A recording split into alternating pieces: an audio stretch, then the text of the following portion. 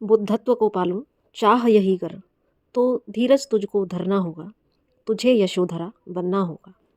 हिमसी स्थिर अरमानों का घूंट घूंट जहर पीना होगा, तुझे यशोधरा बनना होगा।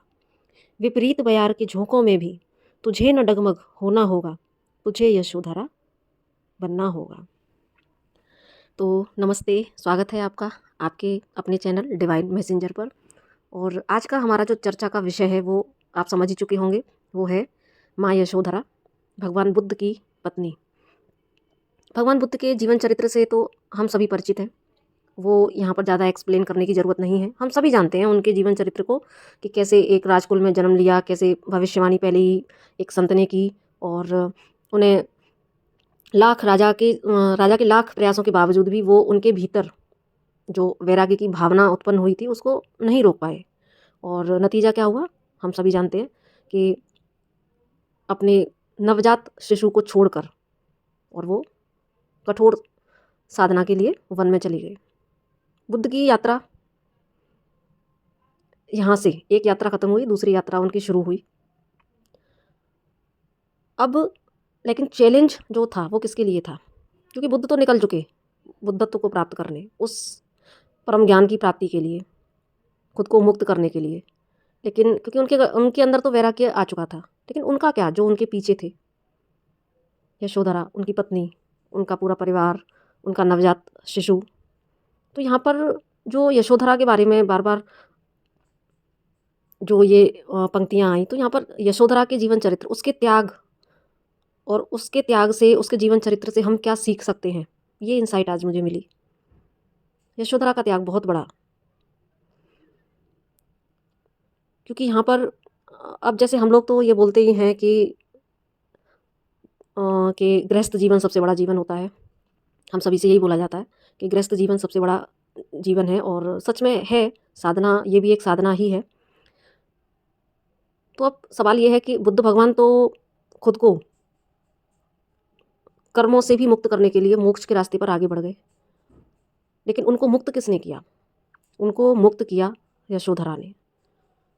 निस्संदेह उसको कितनी पीड़ा हुई होगी उस समय, अपने कितनी चिंता होती है एक माँ होने के नाते अपने पुत्र की, जिसका पिता उसके जन्म के समय ही उसको छोड़ के चला गया। जीवित होते हुए भी उसके पुत्र को उसके पिता का प्यार ना मिल पाना, उसकी खुद यौवनावस्था, सारा जीवन आगे तक का, कितनी सारी चिंताएं, कितना दुख, अपने पति से वियोग की पीड़ा, उसका जो तकलीफ थी, उसकी जो पीड़ा थी असहनीय, निस्संदेह उसको बहुत तकलीफ हुई होगी।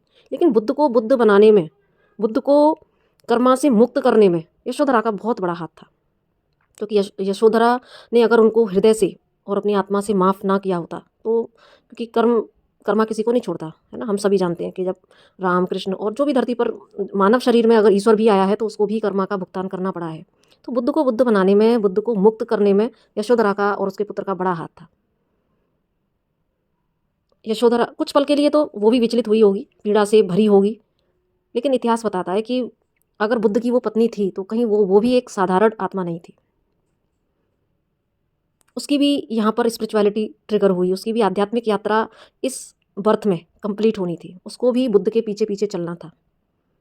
तो इतिहास बताता है कि यशोधरा ने बाद में आगे जाके, यशोधरा ने और उसके पुत्र ने भी इस बुद्ध के मार्ग को ही अपनाया था। बुद्ध से दीक्षित वो हुई थी और उनके पुत्र ने भी इस बुद्धत्व को प्राप्त किया था। तो यहाँ पर सब कुछ प्री प्लान्ड था ईश्वर के यहाँ पर। यशोधरा को भी यहाँ पर मोक्ष की यात्रा पर आगे निकलना था, इसलिए वो भी एक कोई साधारण आत्मा नहीं थी। उसने भी इतने कष्ट के बावजूद भी, इतनी पीड़ा हृदय में होने के बाद भी वो निश्चल होकर खड़ी रही।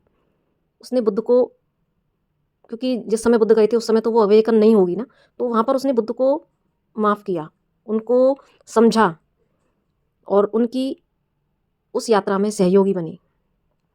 आज अगर हम अपने जीवन को देखें तो अगर एक कपल में से कोई एक इंसान भी ज़्यादा पूजा पाठ वाला होगा, या ज़्यादा स्पिरिचुअलिटी के रास्ते पर चल रहा होगा, या स्पिरिचुअल जर्नी में कोई बंदा होगा, तो सबसे पहले प्रॉब्लम उसके घर वालों को, पार्टनर को होने लगती है कि भाई ये तो हर समय पूजा पाठ करता रहता है, जबकि अगर कोई बंदा स्पिरिचुअल जर्नी में है तो उसके खुद के कितने सारे इश्यूज होते हैं, कितनी चीज़ें सरफेस पर आई हुई होती हैं, कितने मूड स्विंग्स होते हैं, बहुत सारी चीज़ों से वो बंदा गुजर रहा होता है। लेकिन हम उसको समझने की बजाय कि ये अपने अंदर से कितने कॉन्फ्लिक्ट से गुजर रहा है, क्या कुछ हो सकता है, इसके भीतर क्या कुछ चल रहा है, वहाँ हम उसको समझने की बजाय वहाँ पर उसको धुतकारने लगते हैं, उसको कोसने लगते हैं कि भाई हमने क्यों ही आप हमें क्यों ही मिले पार्टनर के फॉर्म में। बहुत कुछ अपने अपने शब्दों में जैसे भी हम गलत बोल सकते हैं, हम बोलते हैं, कोसते हैं, बजाय उसको समझने के, उसका सहारा बनने के। जबकि ऐसे समय में उसको बहुत ही सहारे की ज़रूरत पड़ती है, उसको इस बात की ज़रूरत पड़ती है कि कोई उसको समझे।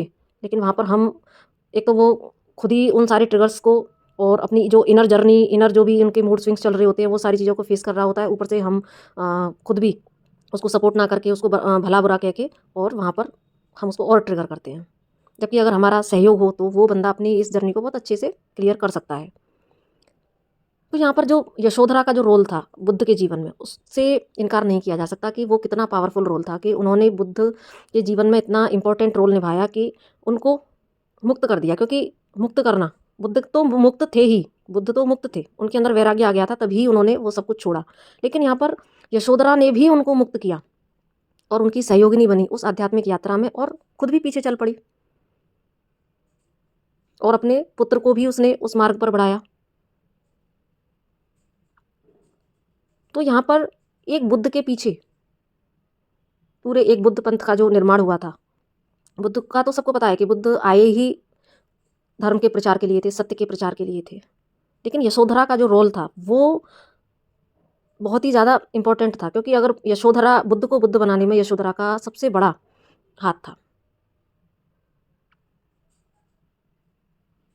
तो यहाँ पर मुझे जो इंसाइट आई वही यही कि एक तो अपने परिवारीजनों को लेके कि जो अभी मैंने बताया कि हम सपोर्ट नहीं करते हैं, वो इंसाइट आई कि हमें इससे क्या सीखना होगा, हमें यशोधरा के चरित्र से क्या सीखना होगा कि हम ऐसे पर्सन अगर कोई हमारे परिवार में है जो स्पिरिचुअलिटी के रास्ते पर चल रहे हैं, तो वहाँ पर हमें ज़रूर से उनको सपोर्ट करना चाहिए। क्योंकि हो सकता है कि हमारे सपोर्ट से, क्योंकि जब घर में एक बंदा भी अगर स्पिरिचुअल जर्नी में होता है तो कहीं न कहीं वो पूरे अपने न सिर्फ परिवार के लिए बल्कि पूरे कुल के लिए होता है। उसके आध्यात्मिक रास्ते पर चलने से उसके पूरे कुल का कल्याण होता है, और साथ में सारे लोगों की अवेकनिंग भी ट्रिगर होती है। साथ में सारे लोगों के कह सकते हैं कि सारे लोगों की वाइब्रेशंस चेंज होती है धीरे-धीरे, जो कि अभी हमें उस समय समझ में नहीं आता, लेकिन आगे जाके सारी चीज़ें चेंज होती हैं। तो एक तो यहाँ पर हमें यही सीखना है कि हम कैसे सपोर्ट कर सकते हैं। अगर कोई हमारे घर में या हमारी रिलेटिव्स में भी, हमारे भाई-बहन या रिलेटिव्स जो भी होते हैं, हम कई बार उनको भी कोसने लगते हैं कि चीज़ें बिगड़ती हैं। क्योंकि एक जेन्युइन सी ये बात है कि जब कोई इस तरह की जर्नी में होता है, चीज़ें बिगड़ती हैं, तो सभी लोग मतलब सारे लोग आपके आस-पास आके खड़े हो जाते हैं कि तू गलत रास्ते पर है। अगर इवन बंदा स्पिरिचुअल रास्ते पर है तो वो गलत रास्ते पर है, उसको ये बोला जाता है। तो शायद इसके माध्यम से मुझे यही इनसाइट दी गई कि हमें यशोधरा के चरित्र से यही सीखना है कि हमें ऐसे जो भी इंसान है उनको सपोर्ट करना चाहिए। और दूसरा, खुद भी यशोधरा के गुण हमारे अंदर, एक वो जल्दी से माफ़ कर देने की, क्योंकि हमारा सबसे बड़ा इश्यू ये होता है कि हम सालों तक अपने हृदय में बातों को रख के बैठते हैं, हम माफ़ नहीं कर पाते। तो हृदय से माफ़ कर देना, विपरीत परिस्थितियों में भी निश्चल और निडरता के साथ में और अडिगता के साथ में खड़े रहना।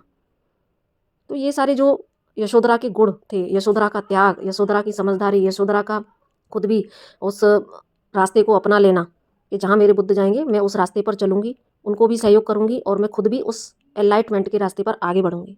ये उसकी सोच, क्योंकि यशोधरा भी चाहती तो वो भी विरोध कर सकती थीं, कुछ भी कर सकती थीं, लेकिन उन्होंने ऐसा नहीं किया। क्योंकि उस बर्थ में उनकी भी स्पिरिचुअलिटी ट्रिगर हुई होगी, तो लेकिन हम यहाँ पर उनसे सीख सकते हैं। क्योंकि हमारे इतिहास में जो भी चीज़ें घटित हुई हैं, जो भी प्रभु ने लीलाएँ की हैं, तो अच्छी चीज़ों से हम क्यों ना कुछ अच्छा ग्रहण करें। अगर हमें ग्रहण करना है अच्छा, तो हम किसी भी चीज़ में अच्छाई देख के हम उसके अच्छी-अच्छी चीज़ों को ग्रहण भी कर सकते हैं और उनको अपनी लाइफ़ में अप्लाई करके अपनी लाइफ़ को भी अच्छा कर सकते हैं। तो यही कुछ विचार आज मुझे मिले, तो उम्मीद करती हूँ आपको अच्छे लगे होंगे, और अच्छे लगे हों तो लाइक, सब्सक्राइब और शेयर ज़रूर से कीजिएगा। इसी के साथ में नमस्ते।